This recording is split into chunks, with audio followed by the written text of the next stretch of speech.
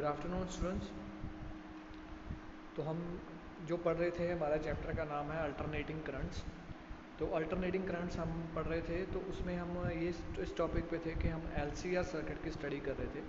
जब हम एलसीआर को सीरीज़ में लगाते हैं, एक इंडक्टर को, कैपेसिटर को, रेजिस्टेंस को सीरीज़ में लगाते हैं और उसको एसी अल्टरनेटिंग ईएमएफ प्रोवाइड कर देते हैं, तो उसकी हम स्टडी कर रहे थे। उसमें हमने रेजोनेंस की एक कंडीशन पढ़ी थी कि जिस टाइम पे मैक्सिमम करंट आता है और उसकी इम्पीडेंस सर्किट की मिनिमम हो जाती है, उस कंडीशन को हम रेजोनेंस बोलते थे। हमने रेजोनेंस कंडीशन की है, ये था रेजोनेंस का कंडीशन कि जब XL is equal to XC हो जाता है, उस टाइम पे रेजोनेंस आ जाती है।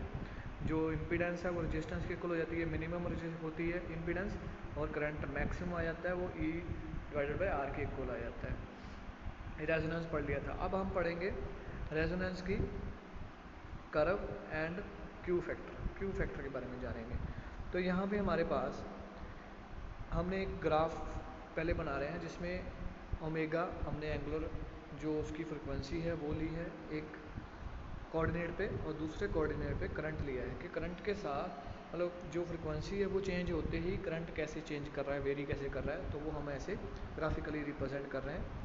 तो इसमें आप देखें कैसी वेरिएशन आ रही है कि जैसे जैसे स्टार्टिंग पे अगर जीरो से बात करें, यहाँ पे ये जीरो से नीचे, तो ये जीरो से अगर आप फ्रिक्वेंसी को बढ़ा रहे हैं तो करंट भी बढ़ रहा है, ऐसे करके करंट बढ़ रहा है। जैसे जैसे आप फ्रिक्वेंसी बढ़ा रहे हो करंट ऐसे बढ़ रहा है। तो एक मैक्सिमम वैल्यू ले रहा है ये। उसके बाद क्या कर रहा है, उससे ज़्यादा अगर आप वो करते हो, फ्रिक्वेंसी को बढ़ाते हो, तो वो कम हो रहा है। देखिए दोबारा से, अगर आप ऐसे करंट को हम फ्रिक्वेंसी को बढ़ाते हैं तो करंट ऐसे करके इंक्रीज़ हो रहा है। इंक्रीज़ होता है, मैक्सिमम वैल्यू ले लेता है, उसके बाद क्या करता है, फिर आप फर्दर बढ़ाते हो तो वो फिर मिनिमम हो जाता है, कम हो जाता है। तो अगर आप यहाँ से स्टडी करो तो एक वैल्यू है जहाँ पे मैक्सिमम करंट आता है, एक ओमेगा की एक वैल्यू आएगी मैक्सिमम करंट वाली, वो हम उसे रेजोनेंस फ्रिक्वेंसी बोल सकते हैं। तो रेजोनेंस फ्रिक्वेंसी पे मैक्सिमम करंट आ रही है, और उससे कम करोगे, उससे फ्रिक्वेंसी कम करोगे फिर भी करंट कम होगा, उससे फ्रिक्वेंसी ज़्यादा करोगे फिर भी कम होगा। इसका मतलब एक पर्टिकुलर फ्रिक्वेंसी होती है जहाँ पे मैक्सिमम करंट आता है। अब इसके बारे में आगे स्टडी करते हैं। ये हमारे पास हमने दो कर्व दिखाई हैं, एक पहले वाली एक दूसरे वाली। इसमें क्या है, एक में करंट की वैल्यू बहुत ज़्यादा है, मैक्सिमम है, और मैक्सिमम वैल्यू काफ़ी ज़्यादा है, और दूसरे में मैक्सिमम वैल्यू कम है, और वो कर्व थोड़ी वाइड भी है। ये थोड़ा इसमें इसकी विड्थ आप बोल सकते हैं, विड्थ ज़्यादा है, इसमें विड्थ शार्प है, ठीक है। तो ऐसे दो कर्व है। इसमें केस में क्या हो रहा है कि करंट मैक्सिमम इतना ज़्यादा नहीं आ रहा, ये दूसरी कर्व। ऐसे ही तीसरी कर्व दिखाई हुई है। इसमें ये कह रहे हैं R1, R2 and R3 is less. जैसे क्या करें, जिसमें इम्पीडेंस बहुत कम है, ये इम्पीडेंस के इक्वल ही था, Z is equal minimum impedance. तो यहाँ पे R1 में जो मतलब है कि वो कम है इम्पीडेंस, जिसमें बहुत ज़्यादा कम है उसके लिए कर्व काफ़ी शार्प आ रही है और ऊपर को। जिसमें रेजिस्टेंस थोड़ी सी ज़्यादा है, मतलब इम्पीडेंस ज़्यादा है, उसके लिए करंट कम रह गया, और जिसकी और ज़्यादा है उसके लिए करंट और कम हो गया, और वो ज़्यादा वाइड है, ये शार्प है। तो आगे इसके बारे में स्टडी करते हैं। इसमें हमने क्या किया, अब इस चीज़ को स्टडी करने के लिए, कर्व को स्टडी करने के लिए हम क्या करते हैं, आई की ये वैल्यू मैक्सिमम वैल्यू ये होती है, उससे हम इस वैल्यू पे आ जाते हैं, आई नॉट मैक्स डिवाइडेड बाय √2। मतलब ये एक तरह की इसकी इफेक्टिव वैल्यू जो होती है, वर्चुअल वैल्यू आपने स्टडी की हुई है, वर्चुअल वैल्यू पे हम आ जाते हैं कि जहाँ पे मैं करंट मैक्सिमम का 1/2 होता है, वहाँ पे हम ऐसे ये पॉइंट्स नोट कर लेते हैं। ये दो पॉइंट्स हमने यहाँ पे नोट किए। उस पॉइंट पे हमने कहा कि इस पॉइंट पे दो फ्रिक्वेंसीज आएंगी जहाँ पे सेम करंट ही होगा। ये करंट आई मैक्सिमम बाय √2 दो पॉइंट्स पे आ रहा है, एक तो पॉइंट ये वाला और एक दूसरा पॉइंट ये वाला। यहाँ पे दो फ्रिक्वेंसीज आ जाएंगी। मान लो एक फ्रिक्वेंसी 1 है, एक फ्रिक्वेंसी 2 है, तो इन दोनों फ्रिक्वेंसी पे करंट सेम ही आता है। इसका मतलब इसके कर्व में दो पॉइंट मिल जाते हैं जहाँ पे सेम करंट आएगा। हम इसमें इसको लिखेंगे कैसे, मान लो इस टाइम पे फ्रिक्वेंसी क्या है, तो हम लिखेंगे कि रेजोनेंस फ्रिक्वेंसी, ये वाली रेजोनेंस फ्रिक्वेंसी है, जो लाइन है रेजोनेंस वाली, उससे कुछ फ्रिक्वेंसी कम हो गई है, तो हम कम करके लिखेंगे। नीचे लिखा omega R minus delta omega, मतलब थोड़ा सा कम करके इस तरफ को ये फ्रिक्वेंसी मिलेगी हमें। इसमें क्या हो रहा है, इस तरफ ये वाली फ्रिक्वेंसी रेजोनेंस से थोड़ी ज़्यादा है, तो वो रेजोनेंस से कितनी ज़्यादा है वो हम डेल्टा ओमेगा लिख देंगे। मतलब हम रेजोनेंस की फॉर्म में ही लिख रहे हैं इन दोनों की वैल्यू भी, कि इसमें रेजोनेंस से कम है, ये रेजोनेंस से ज़्यादा है। तो ऐसे हम इसको लिखेंगे। उसके बाद इसमें हम एक चीज़ बताएंगे कि हमारे पास ये जो दो पॉइंट्स आए, इन दोनों के बीच में जो विड्थ है उसे हम बैंड विड्थ बोलते हैं। कि ये दो पॉइंट आए, उस दो पॉइंट जो पॉइंट पे मैक्सिमम करंट जो सॉरी करंट था वो सेम था, उन दोनों पॉइंट्स के बीच में अगर आप ये विड्थ लो तो उसे बैंड विड्थ बोलते हैं, कि फ्रिक्वेंसी का एक बैंड बन जाता है। अब क्वालिटी फैक्टर क्या होता है, it is defined as the ratio of the resonance frequency to the bandwidth. आप क्या करते हो कि यहाँ पे क्वालिटी फैक्टर ढूंढने की कोशिश करते हो, क्यू फैक्टर एक यहाँ पे हम यूज़ करते हैं। वो क्यू फैक्टर रेशियो होती है एक तो रेजोनेंस फ्रिक्वेंसी की और बैंड विड्थ की। रेजोनेंस फ्रिक्वेंसी है ओमेगा आर, जैसे यहाँ पे ओमेगा आर है हमने यूज़ की है सी ए वाली, तो ओमेगा आर को डिवाइड करना है with band width. Band width है 2 डेल्टा ओमेगा, क्योंकि ये डेल्टा ओमेगा एक है, ये दूसरा, दोनों को प्लस कर देंगे टोटल विड्थ आ जाएगी। तो वो 2 band width 2 delta omega band width है।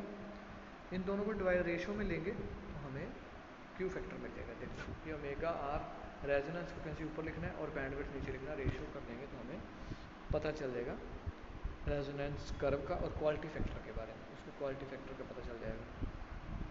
Equality factor, it can also be defined as the ratio of the potential drop across either the inductance or the capacitance to the potential drop across the resistance। वो कह रहे हैं कि हम इसको ऐसे भी डिफाइन कर सकते हैं क्वालिटी फैक्टर को, कि आप इंडक्टर और कैपेसिटर में से कोई मर्जी ले लो, उसका पोटेंशियल ड्रॉप लिखना है ऊपर और डिवाइडेड कर देना है, ठीक है, डिवाइड करना उसको विद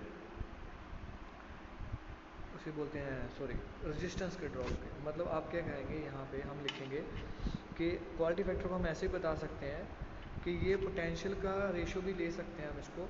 पोटेंशियल ऊपर जो लिखना है, पोटेंशियल ड्रॉप लिखना है, वो या तो इंडक्टर का लिख दो या कैपेसिटर का लिख दो।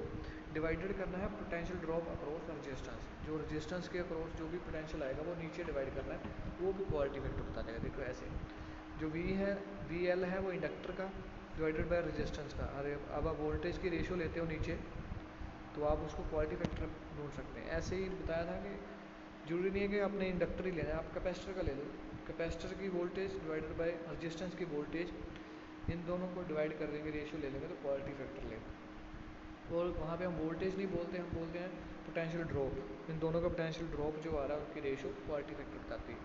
ये क्वालिटी फैक्टर इन दोनों के दो फॉर्मूला से पता चल रहा है हमें, एक ये और ये नीचे पोटेंशियल की फॉर्म में। उसके बाद तो उन्होंने वैल्यूज़ पुट की हैं, जो VC की वैल्यू पुट कर दोगे या VL की वैल्यू पुट कर दोगे तो हमारे पास ये ऐसे आपके पास क्वालिटी फैक्टर मिल जाएगा in the form of omega power in AC with LCR।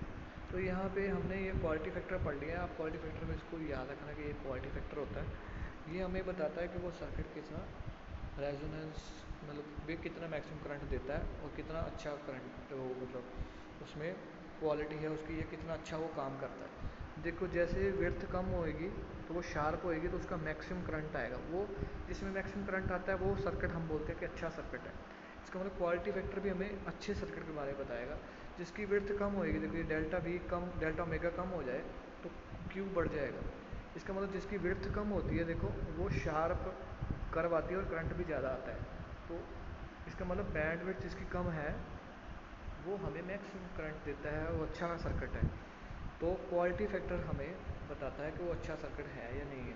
Quality factor की वैल्यू ज़्यादा आएगी तो अच्छा सर्किट है, नहीं आएगी तो अच्छा सर्किट नहीं है, ठीक है। तो क्वालिटी फैक्टर हमें सर्किट के बारे में बताता है। शार्पनेस के बारे में बताता है, शार्पनेस होता है कर्व, अगर शार्प ज़्यादा आई तो इसका मतलब है कि वो अच्छा सर्किट है। आगे जाते हैं, power in AC circuit with LCR। LCR circuit में पावर हम कैसे लिखते हैं उसके बारे में बात करें। पावर देखो हमारे पास जो EMF होती है वो ये होती है E not sine omega T, ये है अल्टरनेटिंग EMF। आपको करंट हम लिख रहे हैं कि करंट हमें पता है कि करंट में फेज डिफरेंस आ जाता है कई बार सर्किट के अकॉर्डिंगली, तो हम यहाँ पे फेज डिफरेंस ले रहे हैं, मान लो 5 फेज डिफरेंस आता है करंट के बीच में। तो ये जो फाई होता है phase difference between EMF and current, EMF और करंट के बीच में ये फेज डिफरेंस होता है। तो इंस्टेंटेनियस पावर पावर का फॉर्मूला अगर आपको आता है तो आपको पता होगा कि पोटेंशियल इनटू करंट अगर हम लिखते हैं तो प्रोडक्ट मतलब दोनों करते हैं पोटेंशियल और करंट का, तो वो हमें पावर के बारे में बताता है। तो ये पावर है इंस्टेंटेनियस पावर ई इंटू आई। यहाँ पे हम पोटेंशियल को भी ई की फॉर्म में लिख रहे हैं। तो ऐसे हमने क्या किया, ई और आई की वैल्यूज पुट कर दी, ये वाले दोनों यहाँ पुट कर दी इसकी जगह पे, तो हमारे पास ये एक्सप्रेशन मिलेगा। उसके बाद ट्रिग्नोमेट्री एक्सप्रेशन है जो ओमेगा टी प्लस फाइव है, वो ओमेगा टी प्लस फाइव को आप जब ओपन करके लिखोगे साइन ए कोस बी, कोस ए साइन बी की फॉर्म में इसको आप जब लिखोगे ट्रिग्नोमेट्री फार्मूला इसका, तो आप इसको खोलोगे तो साइन ओमेगा उसके अंदर मल्टीप्लाई हो जाएगा, तो ये हमें मिल जाएगा।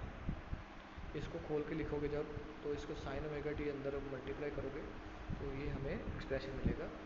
तो इसमें इसको थोड़ा सिंप्लीफाई कर देंगे जब आप, तो इसको आप फाइंड आउट कर सकते हैं कि हम पावर, जो पावर का निकालना चाहते हैं वो पता चल जाएगी।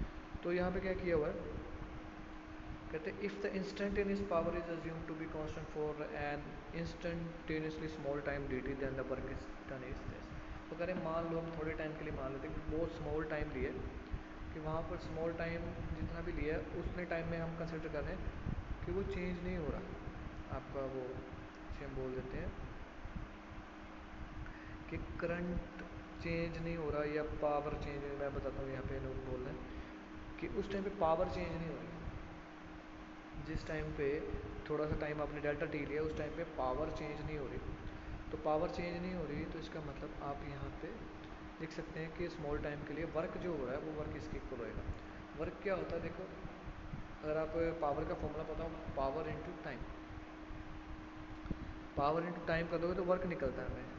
तो स्मॉल डी टी टाइम के लिए कर रहे हैं तो ये पावर है, सॉरी आपने, हाँ ठीक है बिल्कुल सही, यहाँ पे देखो ये पावर हमने निकाली थी ये वाली, तो पावर इंटू टाइम कर दोगे तो वर्क पता चलेगा, स्मॉल वर्क। अगर पावर कांस्टेंट है और टाइम के साथ मल्टीप्लाई कर दोगे पावर इंटू टाइम हमें ये मिलेगा।